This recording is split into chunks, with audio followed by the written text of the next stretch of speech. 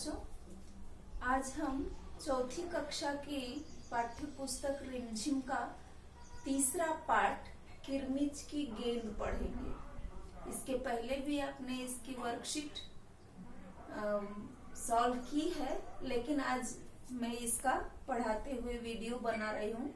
ध्यान से सुन के फिर वर्कशीट सॉल्व करना। किरमिच की गेंद, किरमिच की गेंद कहते हैं उस गेंद को जो क्रिकेट खेलते हैं, सीजन बॉल जिसको आप कहते हो सीजन बॉल, उसको हिंदी में किरमिच की गेंद कहते हैं। अब इस किरमिच की गेंद की क्या कहानी है वो हम इसमें पढ़ेंगे। गर्मी की छुट्टियां थी। दोपहर के समय दिनेश घर में बैठा कोई कहानी पढ़ रहा था। तभी पेड़ के पत्तों को हिलाती हुई कोई वस्तु धम से घर के पीछे वाले बगीचे में गिरी। दिनेश आवाज से पहचान गया कि वह वस्तु क्या हो सकती है। वह एकदम से उठकर बरामदे की चिक सरकाकर बगीचे की ओर भागा। गर्मी के दिन है, छुट्टियों का समय चल रहा है। उस समय जब बच्चों की गर्मी की छुट्टियां होती हैं तो वो खेलने के लिए ही बेचैन रहते हैं। बाहर कोई खेल रहा है, आवाजें आ रही हैं, तो वो जाने के लिए बेताब होते हैं। दोपहर के समय दिनेश अपने घर में बैठा हुआ था कि तभी उसको एक चीज धप से गिरने की आवाज आई, और आवाज ऐसी जिसको वो सुनकर पहचान गया कि ये क्या चीज है। यानी वो जान गया कि ये गेंद है, और वो उसके पीछे भागते हुए बगीचे की तरफ जाने लगा। अरे अरे बेटा, कहाँ जा रहा है? बाहर लू चल रही है, दिनेश की माँ मशीन चलाते चलाते एकदम जोर से बोली। परंतु दिनेश रुका नहीं। उसने पैरों में चप्पल भी नहीं पहनी। जून का महीना था। धरती तवे की तरह तप रही थी, पर दिनेश को पैरों के जलने की भी चिंता नहीं थी। वह जहां से आवाज आई थी उसी ओर भाग चला। उसकी माँ ने कहा कि बाहर लू चल रही है। लू मतलब गर्म हवा। गर्मी के दिनों में जब गरम गरम हवा बहती है उसको लू कहते हैं। और ये धूप लग जाती है तो पानी की कमी हो जाती है, बच्चे बीमार हो जाते हैं। इसलिए माँ ने कहा बाहर लू चल रही है, बिल्कुल बाहर मत जाओ। लेकिन दिनेश ने चप्पल भी नहीं पहनी और नंगे पैर ही बाहर चला गया जहां से आवाज आई थी। वहां सामने की क्यारी में भिंडियों के ऊंचे ऊंचे पौधे थे। एक और सीताफल की घनी बेल फैली हुई थी। क्यारियों के चारों ओर हरे हरे केले के वृक्ष लहरा रहे थे। दिनेश ने जल्दी जल्दी भिंडियों के पौधों को उलटना पलटना आरंभ किया। जब वहां कुछ नहीं मिला तो उसने सारे सीताफल की बेल छान मारी। यानी दिनेश के बगीचे में कई सारे पेड़ पौधे थे, जैसे सीताफल की बेल। बेल मतलब लता जो किसी पेड़ के या दीवार के सहारे ऊपर चढ़ती है, उसको कहते हैं। और भिंडियों के पौधे थे, भिंडी, वो सबको वो हटा हटा के वो गेंद ढूंढने लगा उलट पलट के। बराबर में ही घुस ने गड्ढे बना रखे थे। घुस चूहे, बड़ा चूहे की तरह होता है, वो बड़े बड़े गड्ढे बनाता है और अंदर बिल में रहता है, तो वो मिट्टी बिल्कुल बाहर कर देता है। ढूंढते ढूंढते जब उसकी निगाह उधर गई तो उसने देखा कि गड्ढे के ऊपर ही एक बिल्कुल चमचमाती किरमिच की गेंद पड़ी है। दिनेश ने हाथ बढ़ाकर गेंद उठा ली। लगता था जैसे किसी ने उसे आज ही बाजार से खरीदा है। उसने उसे उलट पलट कर देखा, परंतु कुछ भी समझ में नहीं आया। नजर उठाकर उसने पास की 3 मंजिली इमारत की ओर देखा कि हो सकता है किसी बच्चे ने इसे ऊपर से फेंका हो, परंतु उस इमारत के इस ओर खुलने वाले सभी दरवाजे और खिड़कियां बंद थे। छत की मुंडेर से लेकर नीचे तक तेज धूप चिलचिला रही थी। यानी बगीचे के जिस हिस्से में उसे वो गेंद मिली थी, वहां से ही खड़े होकर वो अंदाजा लगा रहा था कि किस तरफ से ये गेंद यहाँ आई होगी। लेकिन सामने जो 3 मंजिला यानी 3 मंजिली इमारत थी, वहां सब खिड़की दरवाजे बंद थे, कोई भी बाहर दिखाई नहीं दे रहा था। फिर उसे समझ में नहीं आया कि ये गेंद किस तरफ से आई है। फिर कौन खरीद सकता है नई गेंद? दिनेश ने सुधीर, अनिल, अरविंद, आनंद, दीपक सभी के नाम मन में दोहराए। यदि गेंद खरीदी भी है तो इस दोपहरी में इसे नीचे कौन फेंकेगा। उसने अपने सभी दोस्तों को याद किया कि किसके पास नई गेंद है, किसने आज नई गेंद खरीदी है, लेकिन उसे कुछ याद नहीं आया। और फिर उसने सोचा कि अगर किसी ने खरीदी भी है तो इस भरी दोपहर में धूप इतनी तेज है, कौन गेंद खेल रहा है जो गेंद यहाँ तक आ गई। हो न हो यह गेंद बाहर से ही आई है। उसने सड़क पर बने गोल चक्कर के बगीचे की ओर देखा, परंतु वहां पर केवल 2-4 गायें ही दिखाई दे रही थी। उसे ध्यान आया कि जाने कितनी बार अपने मोहल्ले के बच्चों की गेंदें क्रिकेट खेलते हुए दूर चली जाती हैं और फिर कभी नहीं मिलती। एक बार तो एक गेंद चलते हुए ट्रक में जा गिरी थी। यानी इसी तरह से जैसे हमारी गेंदें खेलते हुए दूर चली जाती हैं और फिर कभी नहीं मिलती, उसी तरह से सड़क के उस पार से किसी ने खेलते हुए गेंद को इधर इस तरफ फेंक दिया है और अब वो दिखाई नहीं दे रहा है। यानी वो ढूंढ भी रहा होगा तो उसे बॉल नहीं मिल रही है। तभी भीतर से माँ की आवाज आई, अरे दिनेश, तू सुनेगा नहीं, सब अपने अपने घरों में सो रहे हैं और तू धूप में घूम रहा है। दिनेश गेंद को हाथ में लिए हुए भीतर आ गया। ठंडे फर्श पर बिछी चटाई पर वह लेट गया और सोचने लगा, भले ही यह गेंद मोहल्ले में से किसी की ना हो, परंतु ईमानदारी इसी में है कि एक बार सबसे पूछ लिया जाए। गर्मी की छुट्टियां थी। बच्चों ने खेलने की सुविधा को ध्यान में रखते हुए एक क्लब बनाया था। उस क्लब में सभी बच्चों के लिए बल्ले थे।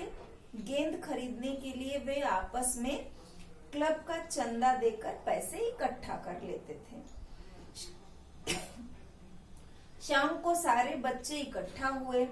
दिनेश ने सभी से पूछा, मुझे एक गेंद मिली है, अगर तुम में से किसी की गेंद खो गई हो तो वह गेंद की पहचान बताकर गेंद मुझसे ले सकता है। पहचान बताकर, ताकि उसको सही सही पता चल जाए कि सचमुच में गेंद उसकी है। नहीं तो कोई भी कहेगा कि मेरी गेंद है, इस तरह मैं किसी को नहीं दूंगा। जो सही पहचान बताएगा उसी को मैं गेंद दूंगा, ऐसा दिनेश ने कहा।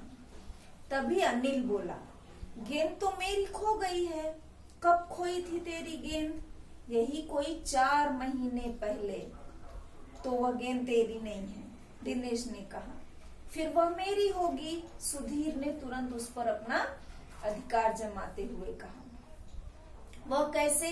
दिनेश ने पूछा। तू मुझे गेंद दिखा दे, मैं उसकी निशानी बता दूंगा। वाह, यह कैसे हो सकता है? दिनेश बोला।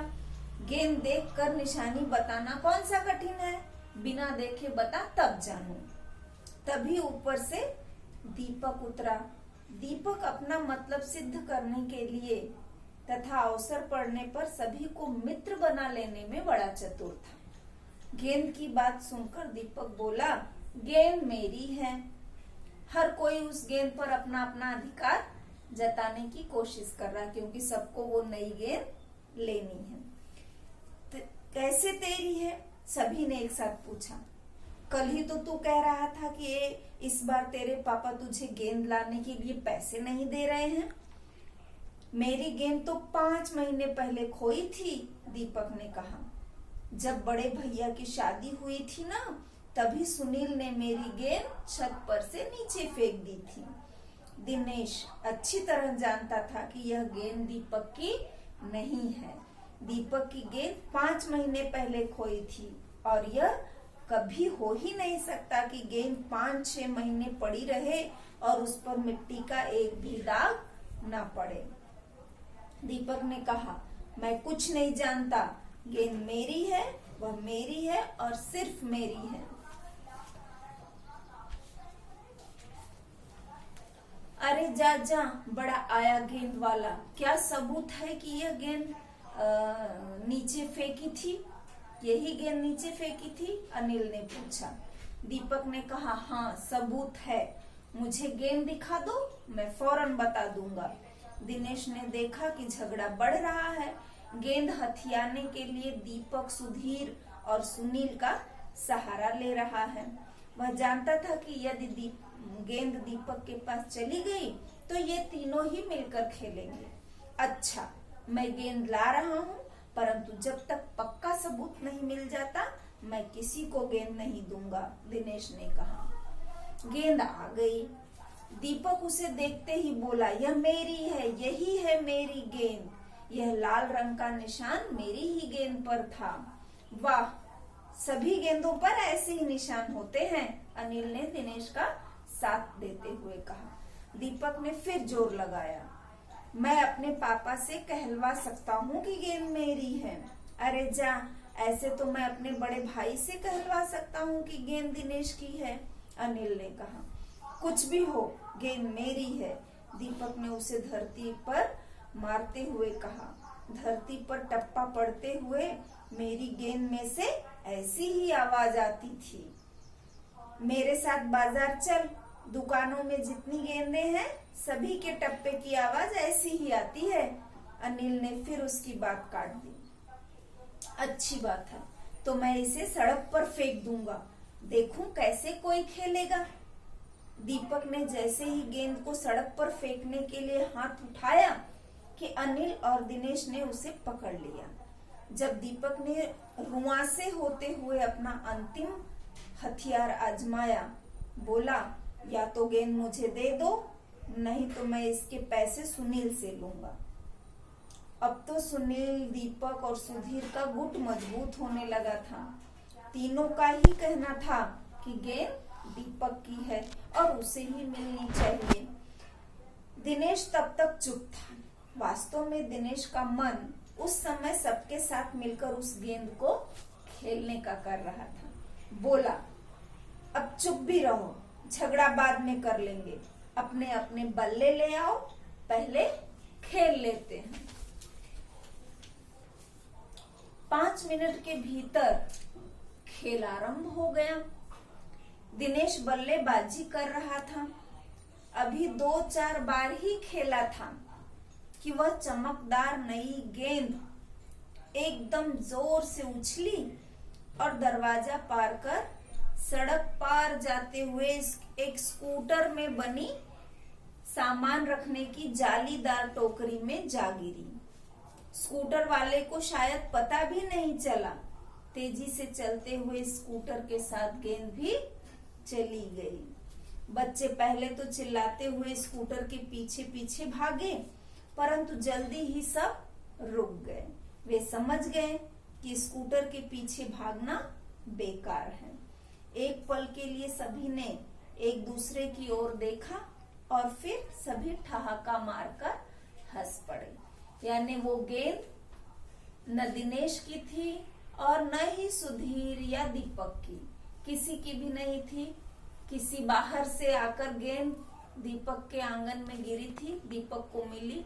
बच्चे खेलना चाहते थे, सब उस पर अपना अपना दावा कर रहे थे, लेकिन अंत में वो गेंद किसी को भी नहीं मिली और वो सड़क पर जाती हुई एक स्कूटर की टोकरी में गिर पड़ी और स्कूटर वाले के साथ अनजाने में चली गई। गेंद किसी को भी नहीं मिली। इस तरह से ये किरमिच की गेंद की कहानी है।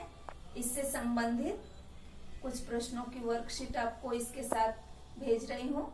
ध्यान से वीडियो को देखकर अगर आपके पास टेक्स्ट बुक होगी तो कहानी को एक बार पढ़ो, थोड़ा थोड़ा करके कहानी को बड़े ध्यान से एक बार पढ़ो और दिए गए प्रश्नों के उत्तर लिखने की कोशिश करो। धन्यवाद।